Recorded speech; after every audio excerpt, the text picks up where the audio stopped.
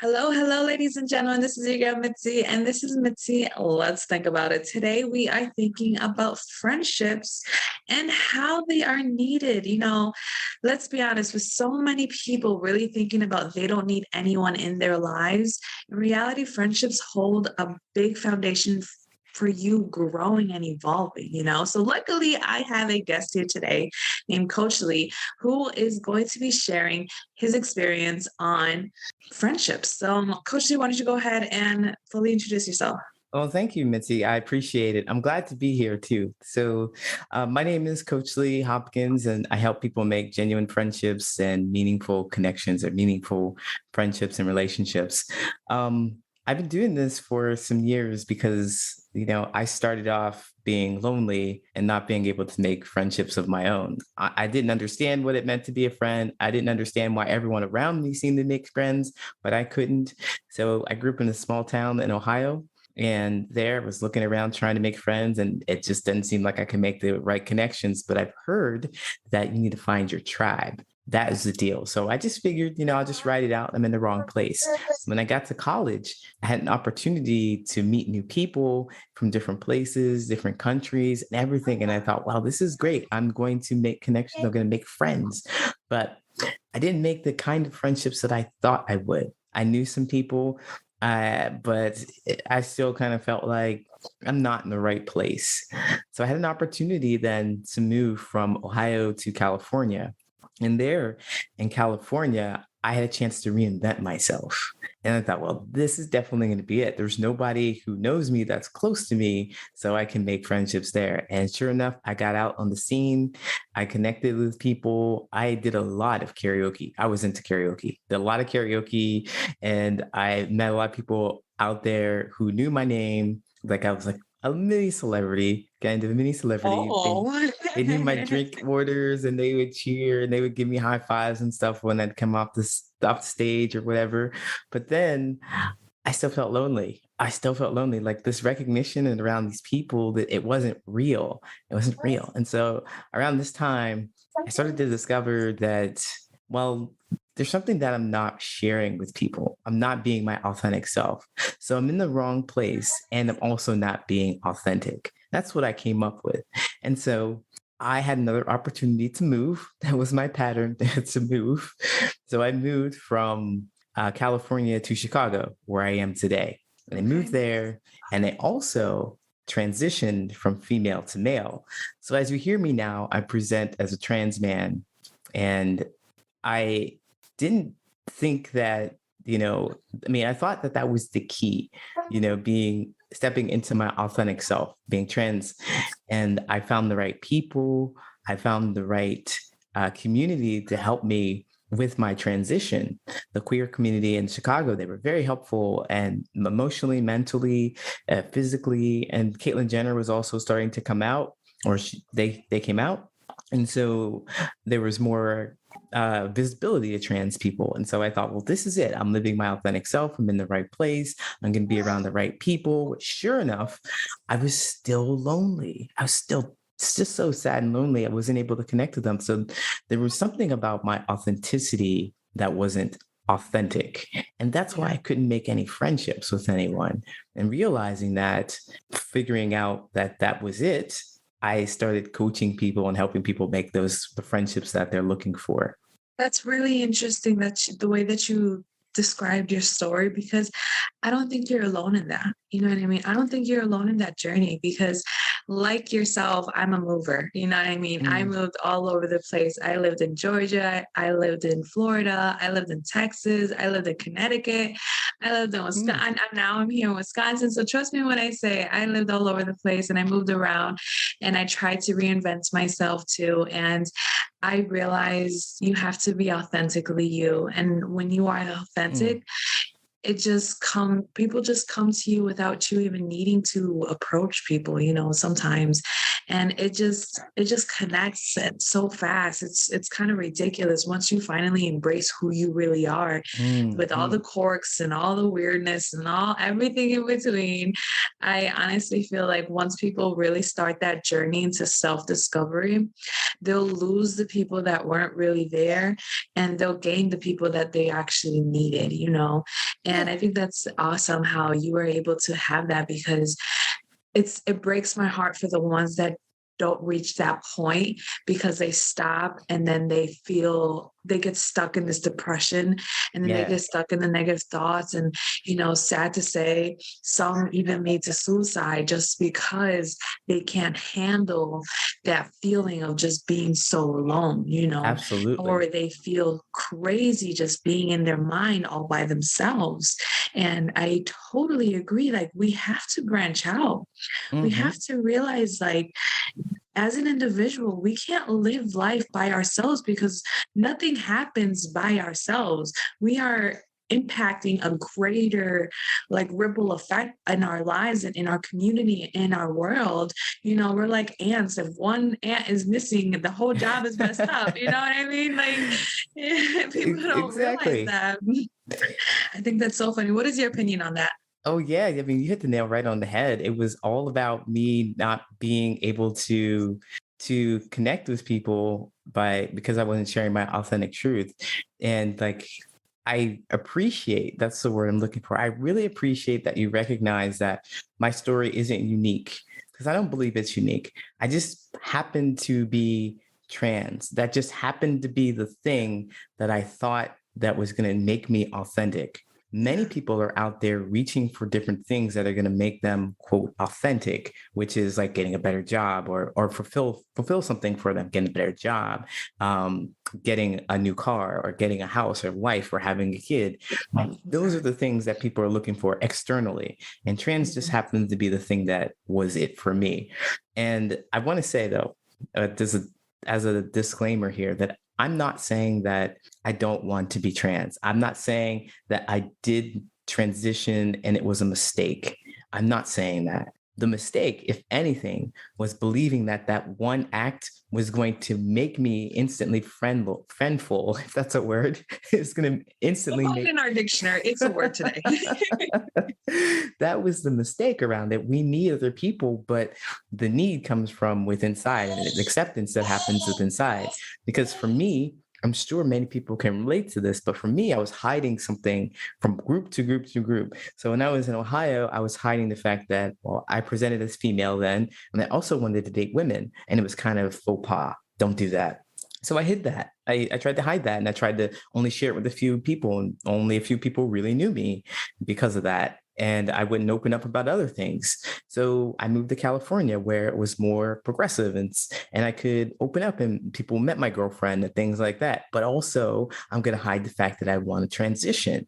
And so instead of staying there and talking to them and opening up to them, I'm going to move to a completely new city.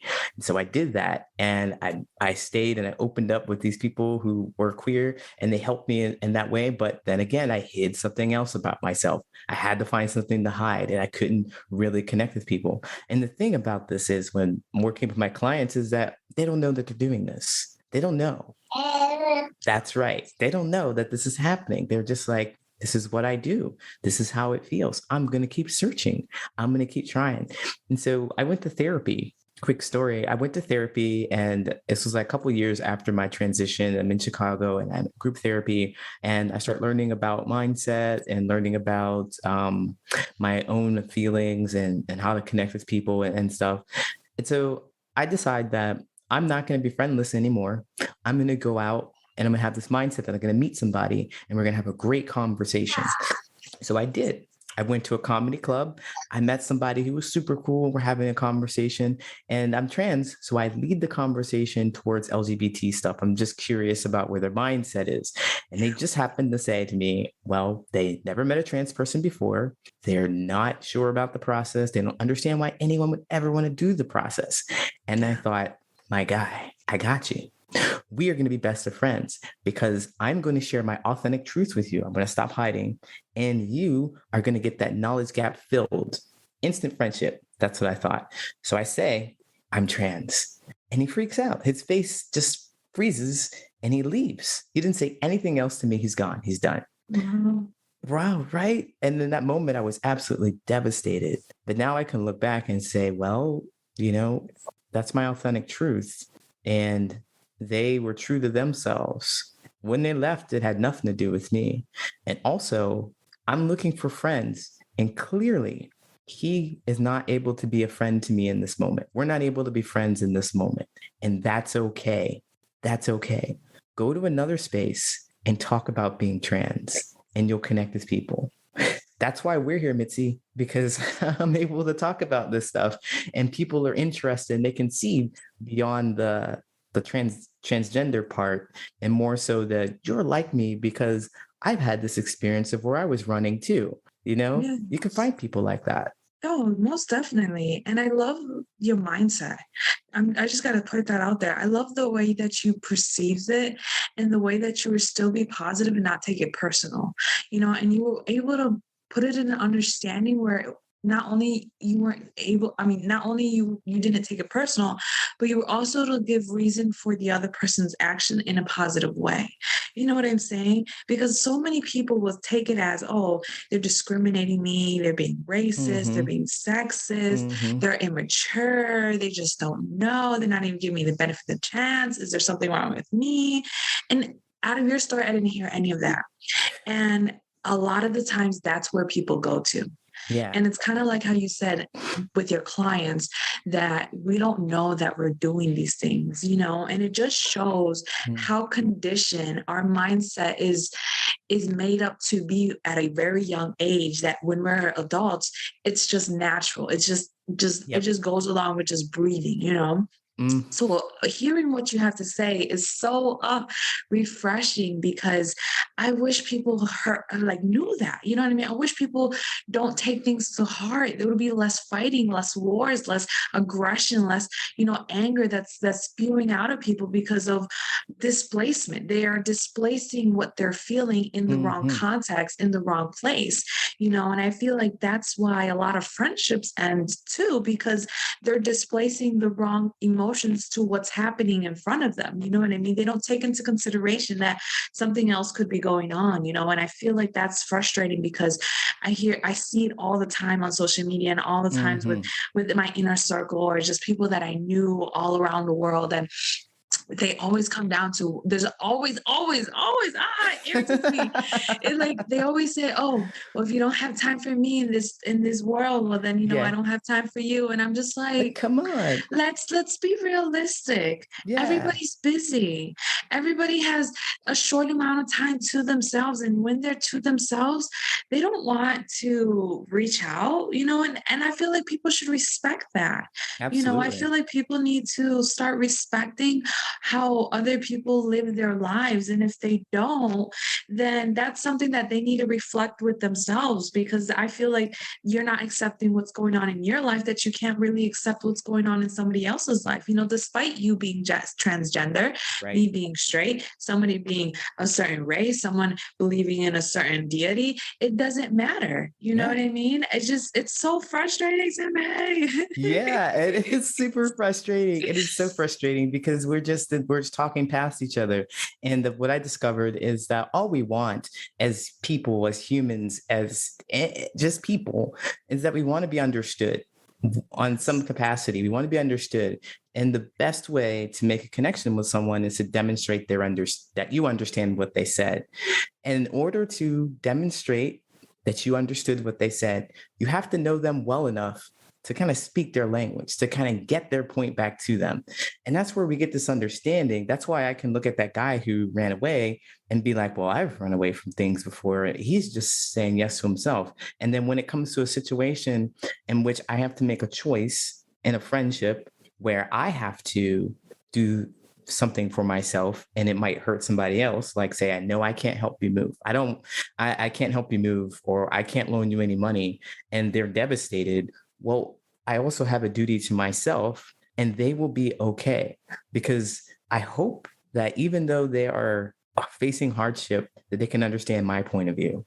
I can understand that they have their hardship, but also I have my own things to deal with as well. And so we can reach an understanding with each other. We can reach understanding when it comes to being trans, or when it comes to serving a deity, political affiliation, things like that. If we can just understand each other. And what really makes a friendship, I think, what really makes a friendship is that understanding. That's the understanding. It's like your best friend. It's a hallmark of a best friend. It's like they know everything about you. They know what you want to do, what you don't want to do, what you're going to eat, what time you usually get up in the morning, silly things like that. But they know you and they understand you. So when somebody from the outside comes in and they bring you something and it's like, I don't think they're going to like this. They know you. And you feel like, oh, we're connected. We're good. We're good. Cause yeah, I don't like that stuff, Yeah, or I do like it. And so exactly. it's Oh, understanding. Go ahead. Go ahead. oh, sorry. Just a quick thought that came into mind when you were talking and what we were on the topic about. I don't want to lose my train of thought yet. But one of the things I would love for your advice that you can give my audience and myself is that guilt factor of ending a relationship. You know what I mean? Some people hold guilt, or they feel shame, or they feel bad because a friendship or a relationship ended and it needed to end it. You know what I'm saying? Because sometimes people don't realize that certain friendships need to end. However, there's a skill of wishing that they can have it back. What would you say if somebody was in a situation like that? Wow, Mitzi, you've struck something with me, because that happened to me. I Mm. and I st- so I had a friend group that I knew for a while, maybe almost 10 years, and I started to change. And instead of deciding that we aren't going to be as well connected, I started to try and change them. I started to try and manipulate them into doing things that would be what I thought was better for them. And that was a whole judgment on top of what I felt for them. So I already started to exhibit signs that I didn't like them. I thought I would make something better for them, create something better. It gave me a sense of superiority, although I didn't realize that at the time. But now when I look back at it, I'm like, wow, wow. And when they said, basically, Lee, you are toxic, I was like, no, I'm not toxic. You guys are toxic. You're not doing the things I want you to do. And I realized that, well, I had to get out of the situation, or they kicked me out of the situation, basically. And I felt very sad about that. I felt terribly sad. But I realized that, this is what I would say to your audience. So is that there, if you have a dynamic like that, there is something about the friendship that is not giving you what you need and what you truly need as your authentic self. Because if you can't go in and say, these are your beliefs, or this is your truth, or I like this, or I don't like that, without being attacked or without being shamed, then it's time for you to move away from that. And they are going to be fine without you. They're going to be fine without you. You're going to miss them. And I think that if you miss them, remember what relationships are. I think, well, this is what I would say to myself is, or have said to myself, remember that your connections or your friendships should inspire joy. That's the joy. Like, even if you're upset about something and you go take it to your friend and they talk with you about it and they help you through it, that's still inspiring joy in you. They're not going to make you feel any worse. They're not going to make you feel like any differently. They're going to inspire joy. And if your friendships don't inspire joy, then it's your duty to yourself to get that for yourself, to do it for yourself. So I want to say, don't worry about what they're going to do or taking care of their feelings, because it does an injustice to what you can do. You can only control yourself. You can only control yourself. You can only have agency over your body and your feelings. So go and find that joy for yourself. Yes. Oh, thank you for that. I think that's beautifully stated because I've gone through something like that too, around 10 years relationship, and something just happened where Mm, we kind of just broke off completely, but I knew it was going to happen. Like deep down inside, like I knew, like we were yes. breaking, we were drifting away. We were no longer the same. Our mindsets weren't compatible anymore. I didn't feel safe talking to them anymore. You know what I Yeah. mean? And I feel like Yeah. that's the thing. Like when you start realizing those little steps, then you start realizing, like, you know what? When it happens, Just let it go. Let it drift away as if you would see something drift away into water. You know what I mean? Because I feel like the fact that you said someone told you that you were toxic, I'm sorry, but I love it. You know what I mean? I love it just because we all need to realize that we may be toxic to somebody. You know what I Yes. mean? Just because where somebody's at in their life may be different from where you are at in your life. And it's like you said, we need to realize that and accept it and just move forward from it. You know what I mean? Because it's something that's bound to happen. You know, we all evolve differently in our own times, and we all want things to be different when we Hmm. evolve. So when we put ourselves in a situation that was in our past that required the past you, your past behavior, your past mindset, but you're in your now and your now is no longer your past, well, then that's when you realize it's time to let it go. And I feel like Yes, people hold on too long to certain things that are literally breaking them, that's tearing absolutely. them apart. And I don't think it's healthy. You know what I mean? Yeah. And if I could say, I think on that, Please. I would agree that I have done that because it's really easy for me not to step into my own power. It's really easy for me to keep blaming someone else and looking at a different situation as a distraction instead of being focused and doing the work that I need to do. So I could be like, well, my friends aren't doing this or they're doing that. I'm always complaining about them instead of just being like, okay, well, they're not meeting the needs. So go find other friends. Well, I'm afraid. No, no, no, no. Go find the friends that you Don't go now. want. Yeah. And so give them scared. I don't want it. Yeah. So it's a convenient excuse to stay and try to change somebody. It keeps you from focusing on what you want and what you really need for yourself. Yeah, I think that's great. I think you stated so many great points in our conversation. I really hope somebody really takes from this Mm, because it it can be for anybody. You know what I mean? You're absolutely. telling your transgender story and how it reflected on you and how it's personal to you, but in reality, it doesn't matter. You know what I mean? It doesn't matter that you're a Mhm. transgender. It matters because you're human. And you're a human being, and I'm a human being, and we've as a human being, we all experience friendships and we all experience some type of connection and communication and relationship with somebody, some way, shape, or form. And I think that's the main point, that people need to come back into reality because you never know who could be your best friend. It could be a transgender person, it could be somebody from the LGBTQ community, but because your mindset is so narrow minded, you're not allowing that friendship to blossom and flourish. You know what I mean? So many people are so stuck in their ways. It's like Mm. so black and white. Like, where's all the gray that's all around? You don't see that? Right? The world is full of color and excitement here. It is. It is. It's amazing. And I guess to start wrapping up the show before it cuts me off completely, what would be some great advice that you can possibly give myself or the audience that may be listening? Well, really quick, if you want to make friendships with people, you have to know about yourself to make friendships. So look into yourself and share more about who you are with other people. Yeah, thank you. That was really fast. I expected something longer, but Oh, do you you want me to? know, Because no. I noticed the time was. I got a thing to say. Oh, if you got a longer one, go ahead. You can squeeze that one in. Nudge, nudge. Oh, okay. Well, if you want to make friendships with other people, I recommend that you learn more about yourself so that you find yourself in the right place to make the right kind of connections.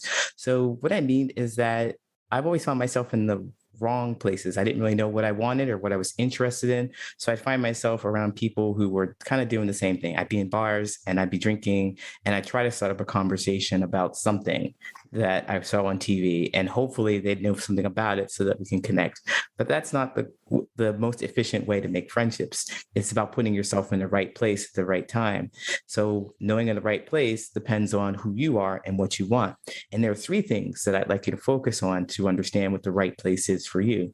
There's your history, your hobbies, and your habits. Those are things that are really going to help you connect with people. If you connect on history, like I'm a Black person or I'm a trans person, I can go to a queer place or for event that's specifically for Black people. And then there's your hobbies. Like I really enjoy board games, and maybe habits is a skincare routine. Let's say that just for some examples. But if I choose two of those and pick a place that has at least two of those in it, like do a search for queer and board games, I find lots of places that have queer board games. And then when I go there, I can talk about more of my history, more of my hobbies, more of my habits, and I can find the right kind of conversations I want with people. So that's how I help people make friendships. And I actually have a 5-day challenge that helps you go through that whole process.